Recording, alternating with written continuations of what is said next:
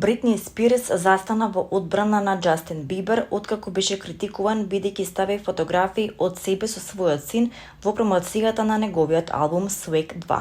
Откако Бибер сподели неколку промотивни фотографии од себе како го држи својот син Джек Блус, Бибер, додека е свртен кон камерата, следеше лавина негативни коментари.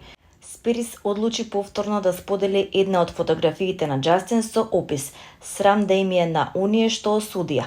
Влюбена сум во оваа слика, толку е прекрасна."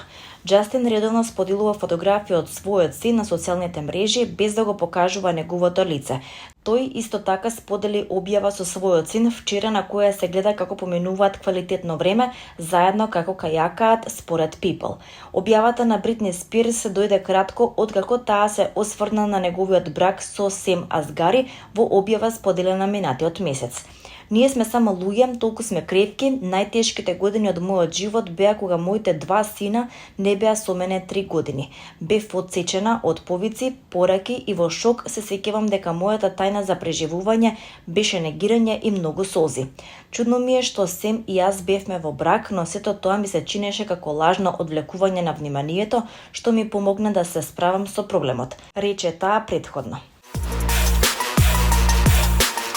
Поранешната главна уредничка на Vogue Ана Винтур во вторник 9 септември во епизодата на подкастот The Run Through with Vogue зборуваше за своите мисли за филмот кој беше лабаво инспириран од работата на авторката Лорен Вајсбергер како асистент на Винтур. Водителот на подкастот Дейвид Ремник ја праша Винтур дали била повредена од филмот кога првпат излегол и праша како изгледала на крајот да го прифати на одреден начин. "Па отидов на премиерата облечена во Прада", се присети британско-американската модна икона, апсолутно немајќи поим за што ќе биде филмот. "И мислам дека модната индустрија беше многу загрижена за мене за филмот, дека ќе ме прикаже во некаква тешка светлина", продолжи таа. Но пред се тоа беше Мерил Стрип, ја играше главната улога Миранда Пристли, главен уредник на измисленото модно списание Runway, што беше фантастично, објави Винтур. "И потоа отидов да го гледам филмот и ми се чинеше многу пријатен и многу смешен." Таа сподели дека многу разговарала за филмот со пријателка и на крајот дошла до заклучок дека го постигнал она што го зацртал и дека нема никакви лути чувства. "Мислам, слушајте, имаше многу хумор во него, имаше многу духовитост, ги имаше Мерил Стрип, тоа беше Емили Еланд која играше Емили, асистентката на Пристли. Мислам сите беа неверојатни и јас на крајот мислев дека е добра шанса", сподели таа.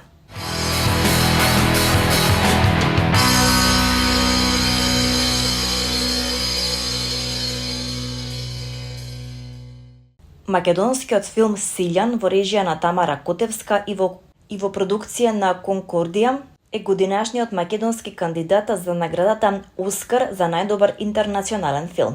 Одлуката ја донесе Комисијата за избор при Друштвото на филмските работници на Македонија, прифатена и одобрена од Американската академија за подвижни слики, уметност и наука во состав Томи Салковски, председател на комисијата и продуцент, Лабина Митевска, продуцент, Дарјан Пејовски, режисер, Марија Димитрова, продуцент, Душан Кардалевски, кинематографер, Марина Колоска, прв асистент на камера, Иван Ивановски, режисер на анимиран филм, Братислав Зафировски, тон мајстор и Горан Игњатовски, автор на филмска маска.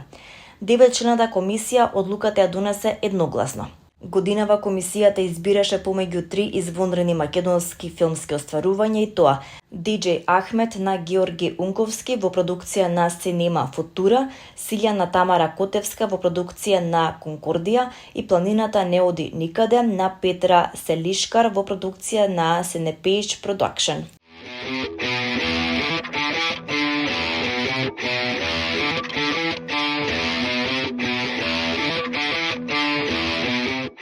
концертот е патување на кое треба да се вратиш малкум, да присуствуваш малку подготвен, не подготвен во смисла на музичка форма и композиција, туку да имаш способност малку да се олабавиш и да слушаш, да те однесе некаде. На 13 септември, сабота, во 20 часот и 30 минути, љубителите на джезот и експерименталната музика ќе имаат ретка можност да присуствуваат на концерт кој вети интимност, длабочина и уметничка храброст. Во просторот на Македонската филхармонија, Крсте Роџевски и виоленчелистката Томика Рид ќе направат концерт посебен не само по формата, туку и по емоционалниот набој што двајцата уметници го носат на сцената. Ова е нивен втор концерт во Скопје, но за разлика од првиот кој беше со полна банда, сега настапуваат само двајцата, гитара, виолончело и глас. Овој пат ќе биде дуо концерт, ќе биде интимен концерт. Знам дека салата во Македонската филхармонија е голема, има убава акустика, меѓутоа сепак ќе биде ова концерт со две личности на сцена, објаснува Роџевски.